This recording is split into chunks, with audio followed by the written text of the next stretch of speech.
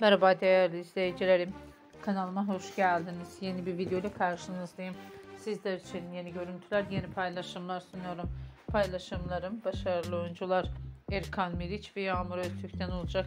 Birbirine yakışan çifte kumrulardan güzel görüntüleri, en güzel paylaşımları.